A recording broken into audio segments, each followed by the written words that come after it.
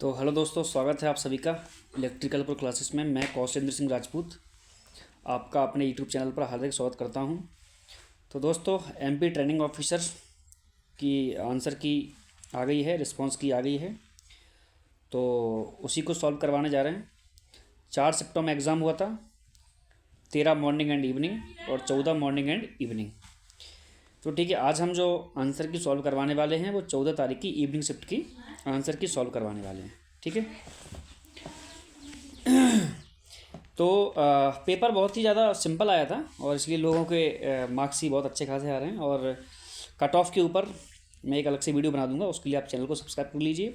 और भी जो 3 आंसर किए हैं, रिस्पॉन्स किए हैं, उनको भी बहुत बेहतरीन तरीके से सॉल्व करवाएंगे, तो उसके लिए आप हमारे चैनल को सब्सक्राइब कीजिए। ठीक है, स्टार्ट करते हैं। पहला क्वेश्चन है, जब एक 3 फेज अल्टरनेटर रजिस्टिव लोड प्रदान करता है तो आर्मेचर रिएक्शन फ्लक्स निम्न होगा। यानी आर्मेचर रिएक्शन का फ्लक्स कैसा होगा जब आपका जनरेटर या अल्टरनेटर जो है रजिस्टिव लोड को ड्राइव कर रहा है। तो आर्मेचर रिएक्शन क्या होता है, यानी आर्मेचर फ्लक्स की फील्ड फ्लक्स पर रिएक्शन, उसको बोलते हैं आर्मेचर रिएक्शन। 3 प्रकार के होते हैं: cross magnetization, demagnetization and magnetization. Cross magnetization जो रिएक्शन होती है वो कहाँ पे होती है? प्योर रजिस्टिव सर्किट में। मैग्नेटाइजेशन कहाँ पे होती है? कैपेसिटिव सर्किट में। डीमैग्नेटाइजेशन आपकी इंडक्टिव लोड पे, ठीक है, या इंडक्टिव सर्किट में। तो क्वेश्चन के अकॉर्डिंग लोड रहेगा, तो लोड में क्या रहता है, अगर रजिस्टिव लोड अगर प्रदान कर रहा है तो 90 डिग्री का एंगल रहता है। ठीक है, तो आंसर हो जाएगा ऑप्शन नंबर डी, फील्ड अक्ष के 90 डिग्री कोण पर। ठीक है, नेक्स्ट क्वेश्चन है,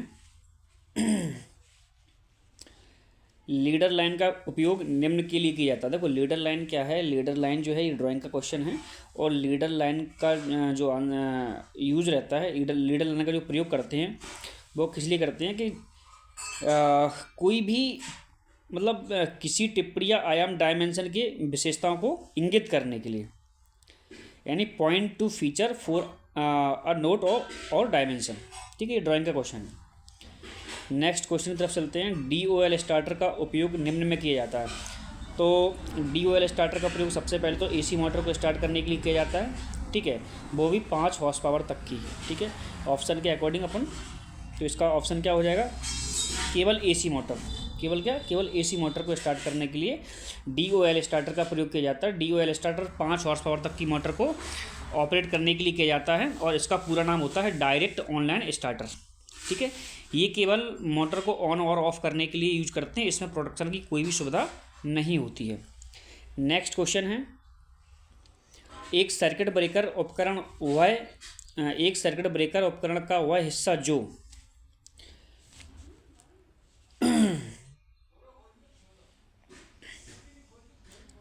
देखो क्वेश्चन थोड़ा सा इस तरीके को नहीं देना चाहिए था कि a circuit breaker is a piece of equipment which an, मतलब जो इन्होंने आंसर दिया है ना, तो वो तो कैसे दिया है कि मेक और break circuit in normal condition. तो सबसे पहले ये समझो कि सर्किट ब्रेकर काम क्या करता है। सर्किट ब्रेकर का काम रहता है सर्किट को मेक और ब्रेक करना। ठीक है, तो इसमें सेंटर कॉइल रहती है, एक ट्रिप कॉइल रहती है, क्लोज कॉइल रहती है। ठीक है, तो इसका काम मेन वर्क क्या रहता है कि सर्किट को मेक और ब्रेक करना। ठीक है, वो भी कैसे? नॉर्मल एंड एबनॉर्मल कंडीशन में।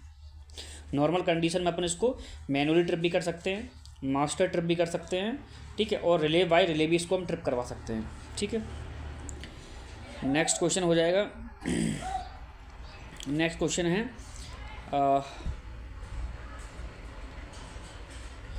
नेक्स्ट क्वेश्चन है,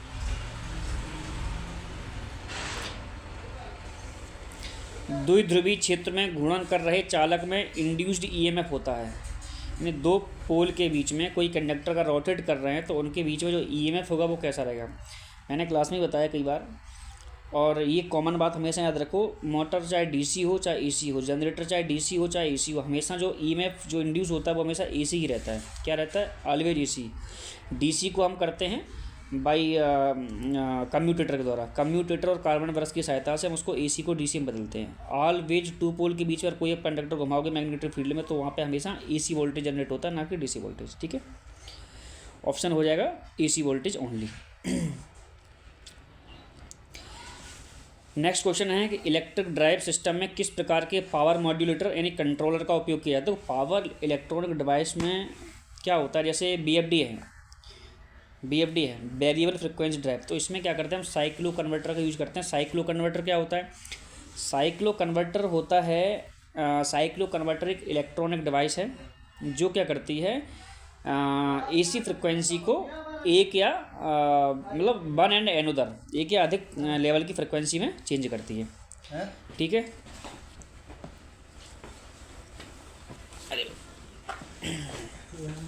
चेंज करती है। ठीक है, उसके बाद नेक्स्ट क्वेश्चन देखते हैं, कौन सा उपकरण एसी को डीसी में परिवर्तित करेगा। कौन सा ऐसा इंस्ट्रूमेंट है जो एसी को डीसी में चेंज करेगा, तो रेक्टिफायर है। सिंपल सा क्वेश्चन, रेक्टिफायर क्या करता है एसी को डीसी में बदलता है। ठीक है, नेक्स्ट क्वेश्चन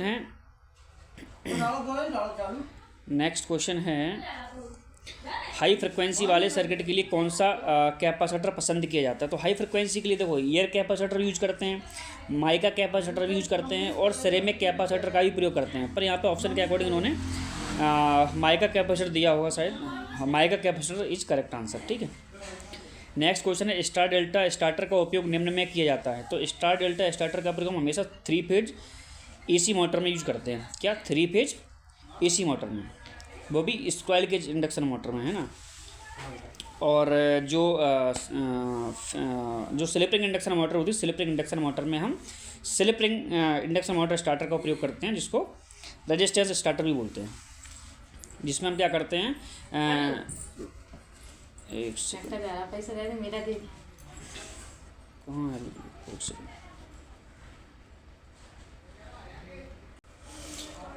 तो ठीक है, स्टार डेल्टा स्टार्टर का प्रयोग कहाँ पे करते हैं, 3 फेज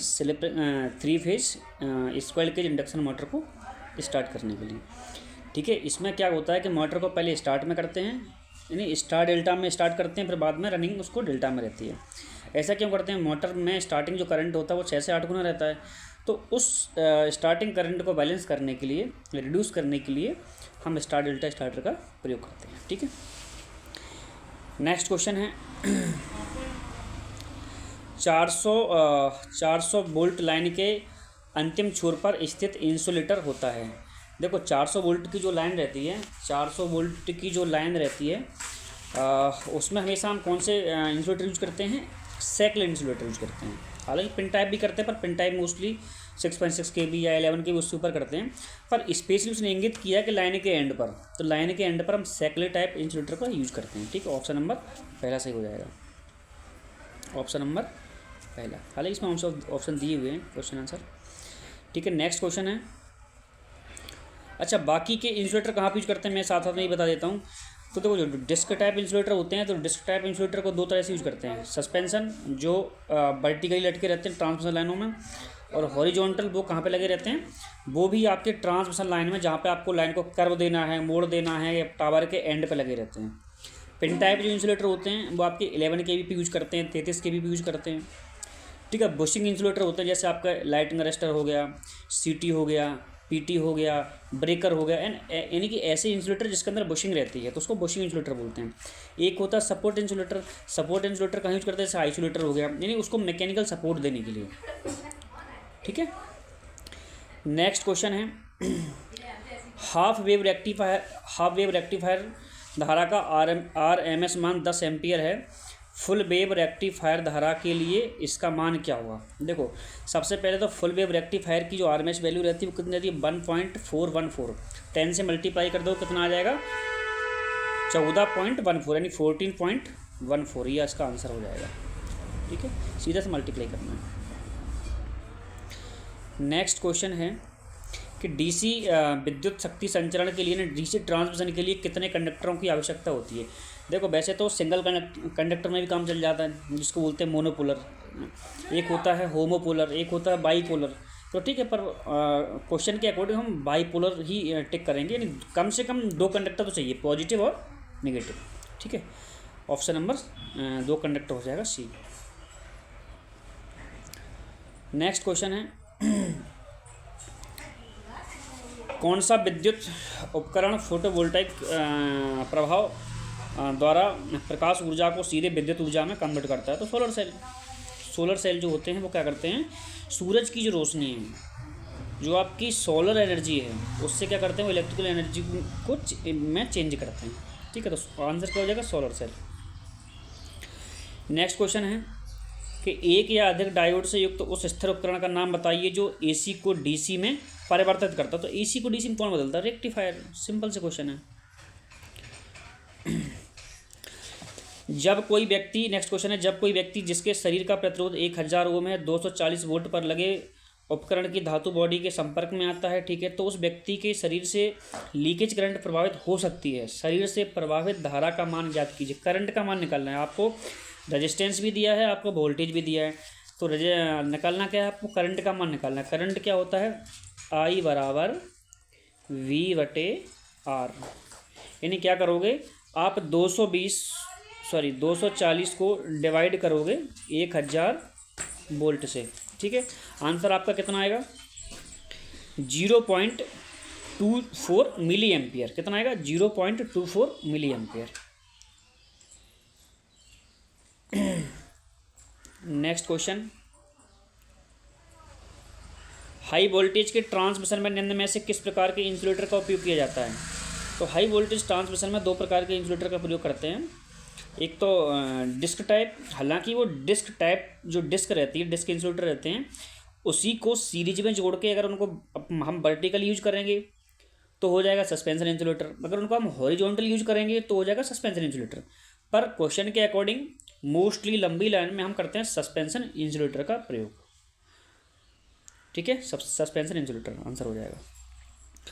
नेक्स्ट क्वेश्चन है, एक पीएमसी मीटर को हाई फ्रिक्वेंसी वाली साइनोसॉइडल धारा जिसका आरएमएस मान 5 एम्पियर है को नापने के लिए जोड़ा गया है, मीटर की रीडिंग क्या होगी? सबसे पहले PMMC permanent magnet moving coil जो इंस्ट्रूमेंट होते हैं वो ओनली जो वर्क करते हैं वो केवल आपके डीसी पर वर्क कर सकते हैं। वो केवल डीसी की जो क्वांटिटी है उसको मेजर कर सकते हैं, एसी पे काम नहीं करते। अगर आप उसको एसी पे लगाओगे तो वैल्यू क्या दिखाएगा, 0 दिखाएगा। ऑप्शन क्या हो जाएगा उसमें, 0। ऑप्शन क्या हो जाएगा, 0। ठीक है, नेक्स्ट क्वेश्चन है, ट्रांसफार्मर रेटेड वोल्टेज से जुड़ा होता है, वो निम्न में से किसके कारण हमिंग साउंड उत्पन्न करता है? देखो हमिंग साउंड का कारण क्या है, इलेक्ट्रोमैग्नेटिक स्टिक्शन। ठीक है, और इसका जो बेसिक जो मैकेनिकली जो उसका जवाब रहेगा वो क्या रहेगा, लूजनेस ऑफ कोर। यानी कोर जो पतली पतली लेमिनेशन से हम कोर बनाते हैं, स्टैंपिंग से जो कोर बनाते हैं, उनमें अगर लूजनेस रहेगी तो हमिंग साउंड ज़्यादा होगी। पर हमिंग साउंड का मेन जो पर्पज है वो है फ्रिक्वेंसी, इलेक्ट्रोमैग्नेटिक स्टिक्शंस। ठीक है, तो इसमें क्या हो जाएगा, कोर का कंपन, यानी कोर की अनुचित स्टैकिंग, कोर का कंपन। ठीक है, वाइब्रेशन ऑफ कोर, ये इसका थोड़ा सा मजबूत आंसर रहेगा। नेक्स्ट क्वेश्चन है, रेडियो ट्रांजिस्टर रेडियो के लिए आवश्यक विद्युत आपूर्ति का प्रकार निम्न है। जो रेडियो ट्रांजिस्टर होते हैं उनको हम लो वोल्ट डीसी उनको देते हैं। ठीक है, जैसे अब देखा होगा अपने गांव देहात में रेडियो में हम सेल यूज करते हैं, 2 सेल लगाते हैं, 3 सेल लगाते हैं, तो लो वोल्ट डीसी हम उनको सप्लाई के तौर पर देते हैं। तो क्या लो वोल्ट डीसी आंसर हो जाएगा इसका। नेक्स्ट क्वेश्चन है, निम्न में से कौन सा कारण क्रीपिंग का कारण नहीं है? क्रीपिंग क्या कहाँ पे होती है, जो हमारे एसी एनर्जी मीटर होते हैं वहाँ पे क्रीपिंग एरर होती है, तो उसके कारण जो है क्या होता है कि मीटर जो है उसकी जो चकती रहती है, डिस्क रहती है, वो धीरे घूमती है। ठीक है, उसके पीछे बहुत बड़ी थ्योरी है। पर निम्न में से कौन सा इसमें कारण नहीं है, तो वो देखते हैं। Excessive voltage across the pressure coil, ठीक है, ये तो रहेगा। घर्षण के लिए अत्यधिक क्षतिपूर्ति और कंपनसेशन होता है। वाइब्रेशन, तो इसमें क्या होता है, vibration extremely low voltage across the potential coil. हाँ, लो वोल्टेज उसमें क्या रहता है, अगर हाई वोल्टेज दोगे या ओवर कंपनसेशन कंडीशन रहेगी तो बहुत से कारण होते हैं, पर इसमें लो वोल्टेज में कोई कारण नहीं है। तो इसका आंसर क्या हो जाएगा, extremely low voltage across the potential coil. ठीक है, नेक्स्ट क्वेश्चन है, SMPS का पूरा फुल फॉर्म है, सिंपल है, switch mode power supply. Next question है, 3 फेज इंडक्शन मोटर में निम्न के लिए स्टार डेल्टा व्यवस्था का उपयोग किया जाता है? किसके लिए करते हैं, मोटर को स्टार्ट करने के लिए। दूसरा रीजन क्या है कि स्टार्टिंग करंट को कम करने के लिए। तो क्या हो जाएगा, मोटर को चालू करने के लिए। ठीक है, नेक्स्ट क्वेश्चन है, एक उत्पादन स्टेशन जो बिजली पैदा करने के लिए हाई लेवल पर जल की पोटेंशियल यानी स्थितिज ऊर्जा का उपयोग करता है। सीधा से हाइड्रो पावर प्लांट होते हैं, कुछ सोचने नहीं है, पहले ऑप्शन से हो जाएगा क्या, जल विद्युत संयंत्र यानी hydro electric power plant. Simple question है। फिल्टर के आउटपुट में लघु वोल्टेज उतार चढ़ाव यानी आउटपुट में, फिल्टर के आउटपुट में क्या है कि वोल्टेज का फ्लक्चुएशन हो रहा है, तो क्या हो सकता है, सीधी सी बात है, आपकी जो फ्रिक्वेंसी की जो वेव है कहीं ना कहीं उसमें डिस्टॉर्शन है, उसमें रिपल्स हैं, उसकी वजह से क्या होगा, आपका वोल्टेज आउटपुट पे फ्लक्चुएट होगा। ऑप्शन नंबर क्या हो जाएगा इसमें, बी, रिपल। नेक्स्ट क्वेश्चन है, plain break oil circuit breaker मुख्य रूप से निम्न के लिए उपयोग किए जाते हैं। देखो जो ऑयल ब्रेक सर्किट ब्रेकर होते हैं तो वो अब तो लगभग प्रचलन में नहीं है, पर पहले यूज करते थे। एक होता था बल्क ऑयल सर्किट ब्रेकर, तो बल्क ऑयल सर्किट ब्रेकर जो होता था वो हाई वोल्टेज पे उनका यूज करते थे, पर ये plain break oil circuit breaker है हमेशा लो वोल्टेज पे यूज करते हैं और लो इनकी जो है ब्रेकिंग कैपेसिटी होती है। तो ऑप्शन नंबर इसमें देख लो कौन सा हो जाएगा, low voltage and low breaking capacity, option number C. Next question है, डीसी ड्राइव में जीओजी कुंजी का उपयोग किसके लिए किया जाता है। नहीं, जो डीसी ड्राइव में जो जीओजी की रहती है उसको हम यूज़ करते हैं इंचिंग के लिए। किसके लिए, इंचिंग के लिए। ठीक है, ऑप्शन नंबर क्या हो जाएगा, डी, इंचिंग ऑपरेशन। ठीक है, नेक्स्ट क्वेश्चन है, निम्नलिखित में से कौन सा सुरक्षा नियम प्रत्येक बिजली मिस्त्री को पालन करना चाहिए। तो क्या, अगर आप एक इलेक्ट्रीशियन हैं, आप एक लाइनमैन हैं, तो आपको क्या सेफ्टी रखना कंपलसरी है। तो सबसे पहले तो फर्श गीला नहीं होना चाहिए बिल्कुल। आप कहीं किसी घर में अगर आप वायरिंग कर रहे हैं तो अगर नीचे फर्श गीला होगा, जरा सा अगर ऊपर से लीकेज करंट आता है और आपके बॉडी से फ्लो होता हुआ वो ग्राउंड में अगर वो करंट चला जाएगा तो आपको अच्छा खासा झटका लग सकता है, आपकी बॉडी जल सकती है, और अगर करंट की मात्रा ज़्यादा रही तो आपकी डेथ भी हो सकती है। ठीक, इसलिए फर्श कभी गीला नहीं होना चाहिए। ठीक है, नेक्स्ट ऑप्शन तो, और नेक्स्ट ऑप्शन क्या है कि गीले जूते पहनना, ये भी गलत है, ऐसा नहीं करना चाहिए। ठीक है, अब नेक्स्ट ऑप्शन है इंसुलेटिंग जूते ना पहने, नहीं पहनना है, इंसुलेटिंग शू पहनना है। ठीक है, नेक्स्ट ऑप्शन है इलेक्ट्रिकल सर्किट विद्युत परिपथ पर काम करते समय लकड़ी या पीवीसी इंसुलेटेड हैंडल वाले स्क्रू ड्राइवर पेचकस का उपयोग करना। हाँ, ये आपका आंसर सही है कि जब भी आप इलेक्ट्रीशियन या लाइनमैन हैं और आप लाइन पे काम कर रहे हैं तो आपका जो पेचकस है, जो आपके स्क्रू ड्राइवर है, आपकी कोई भी टूल है, हथौड़ी है, प्लायर है, पेचकस है, कुछ भी है, वो आपका प्रॉपर इंसुलेटेड होना चाहिए। ठीक है, तो ऑप्शन नंबर डी हो जाएगा क्लियर। नेक्स्ट क्वेश्चन है इलेक्ट्रिकल सर्किट विद्युत परिपथ पर काम करते समय। ठीक है, नेक्स्ट क्वेश्चन है निम्नलिखित में से कौन सा 3 फेज इंडक्शन मोटर में विकसित चुंबकीय क्षेत्र का प्रकार है। तो 3 फेज इंडक्शन मोटर में जो मैग्नेटिक जो फील्ड जो सेटअप होता है वो किस टाइप का रहता है। तो सबको पता है कैसा रहता है, rotating magnetic field, RMF, rotating magnetic field, जिसकी स्पीड कैसी होती है, सिंक्रोनस गति, जिसकी जो स्पीड होती है वो equal to synchronous speed, NS.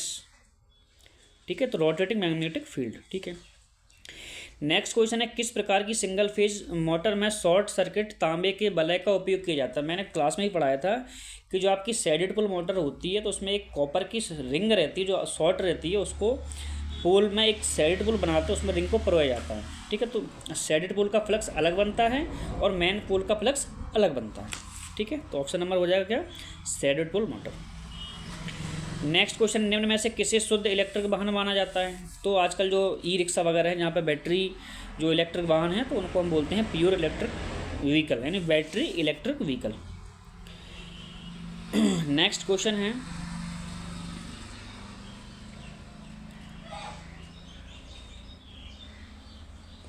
निम्नलिखित में से कौन सा यंत्र केवल डीसी में उपयोग किया जा सकता है। तो केवल डीसी में ऐसा कौन सा इंस्ट्रूमेंट है जो उपयोग करते हैं, मैंने ऊपर ही बताया था, PMMC, permanent magnet moving coil. ठीक है, ऑप्शन नंबर सी हो जाएगा। नेक्स्ट क्वेश्चन है किसी सर्किट से गुजरने वाली विद्युत धारा प्रभाव उत्पन्न करती है। केवल रासायनिक, केवल ऊष्मीय, केवल चुंबकीय। देखो तीनों प्रभाव करती है। अगर आप सेल से उसको गुजारोगे तो वहाँ पे केमिकल एनर्जी प्रोड्यूस होगी, अगर आप किसी हीटर की कॉइल से गुजारोगे तो वहाँ पे हीट उत्पन्न होगी, अगर आप किसी मैग्नेटिक फील्ड यानी मोटर ट्रांसफार्मर से गुजारोगे तो वहाँ पे क्या है, चुंबकीय ऊर्जा उत्पन्न होगी। तो ऑप्शन हो जाएगा ये सभी।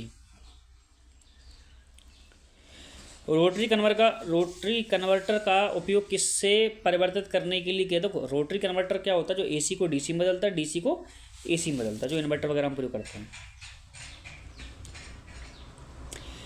निषेध प्रतीक को दर्शाने के लिए कौन सा रंग उपयोग किया जाता है। तो देखो जो प्रोहिबिशन साइन होते हैं उसको हम क्या करते हैं, रेड सर्कल द्वारा उसको डिनोट करते हैं, उसको दर्शाते हैं किससे, रेड सर्कल द्वारा, है ना। पढ़ना ITI की शायद ये सेफ्टी एंड कुछ चैप्टर सुरक्षा और नियम, उसमें आपको ये सब सिंबल्स वगैरह देखने को मिल जाएंगे। नेक्स्ट क्वेश्चन, निम्न में से क्या एक प्रकार का फास्टनर है जिसका उपयोग तारों, केबलों या केबलों के समूह को पकड़ने, बांधने, इकट्ठा करने के लिए किया जाता है। तो टाई आते हैं, कई प्रकार टाई आते हैं, तो ये पूछ रहे हैं कि फास्टनर है तो टाई, तो silk cable tie, cotton cable tie, nylon cable tie. हाँ, नायलॉन केबल टाई यूज करते हैं, ठीक है। तो ऑप्शन बी, हाँ, नायलॉन केबल टाई दिया है। तो क्या नायलॉन पदार्थ की टाई वगैरह रहती है, तो केबल वगैरह जो बंच रहते हैं उनको टाई से बांध देते हैं, तो वो क्या बिखरते नहीं हैं, प्रॉपर तरीके से वो ग्रुप में रहते हैं, बंधे हुए रहते हैं। नेक्स्ट क्वेश्चन है, जब किसी लोड को स्विच ऑफ किया जाता है तो स्पार्किंग उत्पन्न होती है क्योंकि सर्किट में हाई होता है, क्या होता है, हाई इंडक्टेंस। पता है, क्लास में बताया, हाई इंडक्टेंस के कारण हम जब सर्किट को स्विच ऑफ या स्विच ऑन करते हैं तो उस टाइम पे स्पार्किंग होती है, स्पेशली स्विच ऑफ कर देते हैं। किसकी वजह से, हाई इंडक्टेंस की वजह से, उच्च प्रेरकत्व की वजह से। ऑप्शन नंबर डी, इंडक्टेंस की वजह से, ठीक है। नेक्स्ट क्वेश्चन है, सर्किट ब्रेकर में शंट ट्रिप कॉइल का उद्देश्य क्या है। तो देखो, सर्किट ब्रेकर में दो प्रकार की कॉइल होती हैं, एक होती है CC, एक होती है TC, एक होती है ट्रिप कॉइल, एक होती है closing coil. Closing coil breaker को क्लोज करवाती है और ट्रिपिंग कॉइल ब्रेकर को ट्रिप करवाती है, ठीक है। तो इनका उद्देश्य क्या है, इनका उद्देश्य है कि हम बाहर से भी रिमोट सिस्टम द्वारा रिमोटली इसको हम कंप्यूटर SCADA सिस्टम द्वारा PLC द्वारा इसको क्लिक करके ये ब्रेकर को ट्रिप करवा दे। यानी हम दूर से बैठ के भी, हम कोसों दूर से बैठ के भी, कई किलोमीटर दूर से बैठ के भी हम अपने ब्रेकर को ट्रिप करवा सकते हैं वायरलेस सिस्टम द्वारा, जिसको बोलते हैं PLC SCADA बेस्ड सिस्टम, ठीक है। तो इसका पहले ऑप्शन सही हो जाएगा, to remotely trip the circuit breaker, ठीक है। अल्टरनेटर और ट्रांसफार्मर की रेटिंग किस प्रकार की जाती है, KVA में, अगर बड़ी मशीन है तो MVA में, ठीक है। मैट्रिक सिस्टम में सुपर इनेमल्ड तांबे के तार का आकार निम्न में से किस में दर्शाया जाता है, MM में, ठीक है। तो लास्ट में हो जाएगा MM आंसर। अत्यधिक आघात भी संपर्क बिंदु पर उत्पन्न कर सकता है, यानी अगर आपको ज़्यादा झटका लग रहा है, अगर आपको शॉक लग रहा है तो क्या हो सकता है, हार्ट अटैक, पैरालिसिस, त्वचा का जलना। हाँ, त्वचा का जलना जो है आपकी, अगर ज़्यादा आपका हाई वोल्टेज मतलब हैवी क्वांटिटी में करंट अगर आपकी बॉडी से फ्लो हो रहा है तो आपकी बॉडी जल सकती है। नेक्स्ट क्वेश्चन है, बिजली के झटके से उपकरण की सुरक्षा के लिए निम्नलिखित में से किस उपकरण का उपयोग किया जाता है। तो लाइटिंग अरेस्टर का करते हैं, ठीक है। जब जैसे बिजली की झटके की या जो सर्ज रहता है, लाइटिंग स्टॉक वगैरह रहता है बरसात के मौसम में, तो उससे बचने के हम एले वगैरह लगाते हैं, लाइटिंग अरेस्टर लगाते हैं, जो आकाशीय बिजली को ग्राउंड कर देता है। आंसर हो जाएगा ए, आकाशीय बिजली। AC को DC में निम्न द्वारा परिवर्तित किया जाता है, रेक्टिफायर चेंज करता है, सिंपल क्वेश्चन है। विद्युत का सबसे अच्छा चालक कौन सा, ऑप्शन देख लो, तांबा दिया है, हाँ, कॉपर दिया तो कॉपर हो जाएगा। एक उत्पादन स्टेशन जो कोयले के दहन की ऊष्मा ऊर्जा को विद्युत ऊर्जा में परिवर्तित करता है, थर्मल पावर प्लांट। भाई जो कोयले की हीट को इलेक्ट्रिकल हीट में चेंज करता है, तो वो क्या कर रहा है, कोयला कर रहा है। कोयला को जलाते हैं, स्टीम बनती है, स्टीम से टरबाइन घुमाते हैं, टरबाइन से जनरेटर घूमता है, बिजली बनती है। तो क्या हो जाएगा, थर्मल पावर प्लांट, यानी option number B. Next question है, यदि किसी सामान्य चालक को गर्म किया जाए तो उसका रेजिस्टेंस, कितनी बार बताया, क्लास में बताया कि कोई भी कंडक्टर है, वो करंट कैरिंग कंडक्टर है, उसको आप गर्म करोगे तो रेजिस्टेंस का मान बढ़ेगा, ठीक है। तो क्या हो जाएगा, बढ़ेगा, option number C.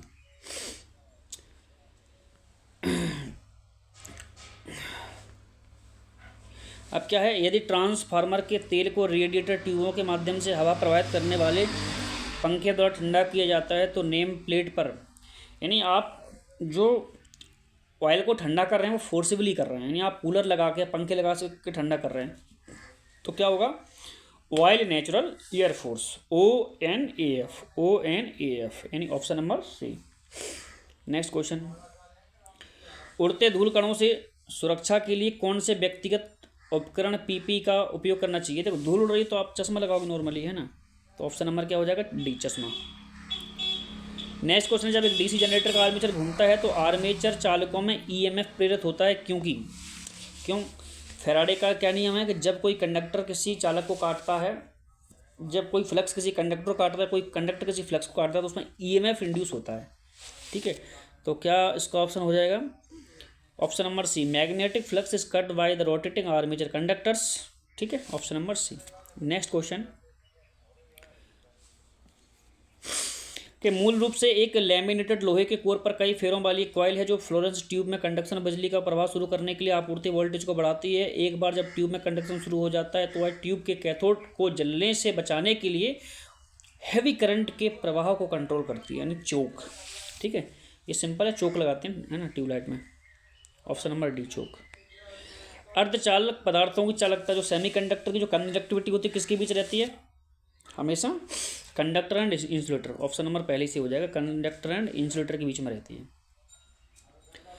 Next question क्या है, जब बैटरी को चार्ज किया जाता है तो चार्जर की नेगेटिव लीड बैटरी के नेगेटिव से जुड़ी होनी चाहिए, पॉजिटिव लीड पॉजिटिव से जुड़ी होनी चाहिए। चार्जिंग के टाइम पे तो ऐसे ही होता है ना, पॉजिटिव को पॉजिटिव से, नेगेटिव को नेगेटिव से। जब डिस्चार्ज करते हैं तो उल्टा करते हैं, पॉजिटिव को नेगेटिव से, नेगेटिव को पॉजिटिव से।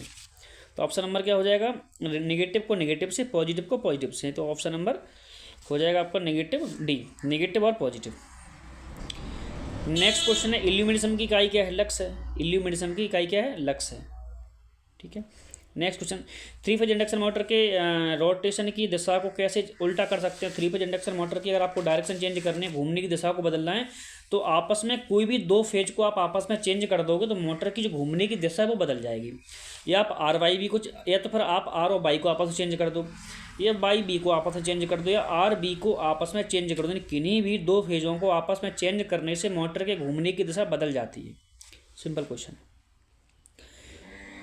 नेक्स्ट क्वेश्चन है, वह चालक जो किसी इलेक्ट्रिकल सिस्टम इंस्ट्रूमेंट के गैर कंडक्टिंग बॉडी को अर्थ इलेक्ट्रोड से जोड़ता है, यानी वो चीज़ जो किसी मशीन की बॉडी को अर्थ इलेक्ट्रोड से जोड़ता है, तो बीच का जो वायर रहता है उसको क्या बोलते हैं? उसको बोलते हैं earth continuity conductor. Option number V. Next question है, फ्यूल पिघलने का कारण क्या हो सकता है? फ्यूज आपका क्यों मेल्ट करेगा? ओवर करंट हो जाएगा। जैसे मानिए कोई फ्यूल है, वो 6 एम्पियर का है, अगर उसमें आप 20 एम्पियर का करंट फ्लो करा, वो जल जाएगा वो।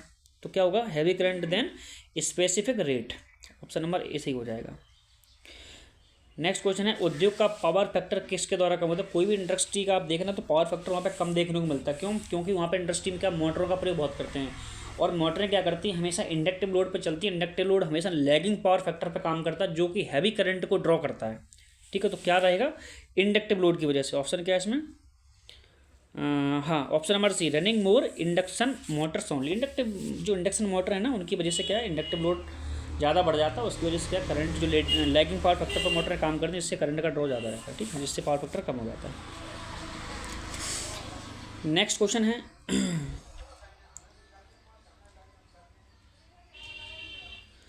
3 फेज एसी मोटर घूर्णन चुंबकीय क्षेत्र निम्न प्रकार घूमता है, सिंक्रोनस स्पीड से। किसी भी 3 फेज इंडक्शन मोटर का जो रोटेटिंग मैग्नेटिक फील्ड है वो हमेशा सिंक्रोनस गति पर ही घूमता है। ठीक है, equal to synchronous speed. Option number 4। Starter का मुख्य कार्य क्या है? मोटर को चालू करना। सिंपल सी बात है, पहली बात। दूसरी बात क्या है कि मोटर को स्टार्टिंग में करंट को सीमित करना। स्टार्टिंग में जो मोटर का करंट रहता है वो 6 से 8 गुना रहता है। उस करंट को बैलेंस करने के लिए, उस करंट को मिनिमाइज करने के लिए हम स्टार्टर का प्रयोग करते हैं। ठीक है, नेक्स्ट क्वेश्चन है, बिजली से आग लगने की स्थिति में उसे बुझाने के लिए आपको किसका उपयोग नहीं करना चाहिए? पानी का उपयोग नहीं करना है। ठीक है, पहले ऑप्शन सी हो जाएगा, बिजली की आग में हमको पानी का प्रयोग नहीं करना है। नेक्स्ट क्वेश्चन है, ट्रांसफार्मर का उपयोग विद्युत शक्ति आपूर्ति के सेकेंडरी डिस्ट्रीब्यूशन में किया जाता है। स्टेप डाउन ट्रांसफार्मर का सेकेंडरी डिस्ट्रीब्यूशन क्या होता है? 11 kV बाई 415 वोल्ट। तो 11 kV के जो ट्रांसफार्मर हैं, जो इनकी सेकेंडरी वोल्टेज 415 वोल्ट है, यानी 11 kV को 415 वोल्ट में जो स्टेप डाउन कर रहा है वो होते हैं सेकेंडरी डिस्ट्रीब्यूशन ट्रांसफार्मर। तो क्या होते हैं वो? Step down transformer. ठीक है, इन डिस्ट्रीब्यूशन यूज करते हैं। ठीक है, नेक्स्ट क्वेश्चन क्या है कि प्रकार के संयोजन में चालक को क्रिम्प टर्मिनल में डाला जाता है और फिर क्रिम्पिंग टूल से क्रिम्प किया जाता है। तो क्या हो जाएगा? क्रिम्पिंग टूल रहेगा, है ना, स्क्रू टर्मिनल क्रिम्प कनेक्शन। ठीक है, ऑप्शन नंबर क्या हो जाएगा? सी, क्रिम्प कनेक्शन। यूनिवर्सल मोटर को इस नाम से भी जाना जाता है, यूनिवर्सल मोटर को AC सीरीज मोटर के नाम से भी जाना जाता है। किसके? AC सीरीज मोटर के नाम से भी जाना जाता है। कूलाम किसकी इकाई है? चार्ज की इकाई है, यानी आवेश की इकाई है। dW/dq, ये क्या है? W क्या है? पावर है, Q क्या है? चार्ज है। तो किसका हुआ? ये वोल्टेज का है ना, क्या हो जाएगा? वोल्टेज। कक्षाओं की संख्या में वृद्धि करते समय इलेक्ट्रॉन और नाभिक के बीच आकर्षण बल घटेगा। भाई जैसे जैसे आप कक्षाओं को बढ़ाते जाओगे तो क्या होगा? न्यूक्लियर कहाँ पे बैठा रहता है? नाभिक कहाँ बैठा रहता है? बीच में बैठा रहता है। जैसे जैसे आप बढ़ाओगे तो वहाँ पे क्या है? उनकी दूरी बढ़ती जाएगी, और जैसे दूरी बढ़ेगी तो उसका जो एट्रैक्शन फोर्स, जो आकर्षण बल होता है, वो घटता है। दूरी घटने से आकर्षण बल बढ़ता है, और दूरी के बढ़ने से आकर्षण बल जो है घटता है। तो ऑप्शन हो जाएगा ए, घटता है। 2 वाट मीटर विधि द्वारा शक्ति मापन में 1 वाट मीटर का, हाँ, अगर 1 वाट मीटर की रीडिंग 0 है तो दूसरा 0.5 दिखाएगा। क्या दिखाएगा? ऑप्शन नंबर सी, 0.5 लैगिंग दिखाएगा। अगर 1 वाट मीटर की रीडिंग 0 दिखाता है तो फिर वो दूसरा जो है 0.5 लैगिंग दिखाएगा। अल्टरनेटर की सिंक्रोनस स्पीड होती है, क्या होती है? सिंक्रोनस स्पीड का फॉर्मूला क्या बताया था? सिंक्रोनस स्पीड का मैंने फॉर्मूला बताया था, n बराबर 120 F/P। ये किस पे डिपेंड करती है? Number of poles and frequency. तो डायरेक्टली प्रोपोर्शनल किसके है? फ्रिक्वेंसी के। ठीक है, तो क्या इसमें दिखेगा? Option number C, directly proportional to the supply frequency. Next है क्लास ए, अग्निशामक का उपयोग किसी लिए करते हैं? जो तुम्हारे फायर एक्सटिंग्विशर होते हैं, फायर सिलेंडर होते हैं, जो आपकी अग्नि है वो कितनी प्रकार की रहती है? Mostly A, B, C type में करते हैं, पर जो ए टाइप का रहता है वो हम केवल किसको यूज़ करते हैं? घास फूस, लकड़ी, कपड़े वगैरह के यूज़ करते हैं। ठीक है, ऑप्शन नंबर ए सही हो जाएगा आपका। नेक्स्ट क्वेश्चन है, किस प्रकार व्यवस्था में कुल फ्लक्स का 60 to 90 सीधे नीचे की ओर डाला जाता है? तो 660 से 90% जो आपका जो फ्लक्स है वो नीचे आ रहा है तो उसको बोलते हैं सेमी डायरेक्ट सिस्टम। और जो डायरेक्ट सिस्टम होता है उसमें क्या 90% तक नीचे जाता है। और एक होता है इनडायरेक्ट, तो इनडायरेक्ट में क्या होता है? 90% ऊपर जाता है। और जो सेमी इनडायरेक्ट होता है उसमें 60 to 90% जो फ्लक्स है वो ऊपर की तरफ जाता है। तो उसका ऑप्शन क्या हो जाएगा? सेमी डायरेक्ट, यानी ऑप्शन नंबर सी। ओम का नियम किसके बीच संबंध दर्शाता है? Current, voltage and resistance. Reluctance शब्द आपको कहाँ मिलेगा देखने के लिए? रिलक्टेंस शब्द आपको कहाँ पर मिलता है? हमेशा मैग्नेटिक सर्किट में। किस में मिलेगा आपको? मैग्नेटिक सर्किट में। ब्रशों के तेज़ी से खराब होने के कारण क्या हो सकते हैं? भाई अत्यधिक स्प्रिंग का प्रेशर रहेगा, फ्रिक्शन ज़्यादा होगा, है ना। और एक ऑप्शन क्या दिया था?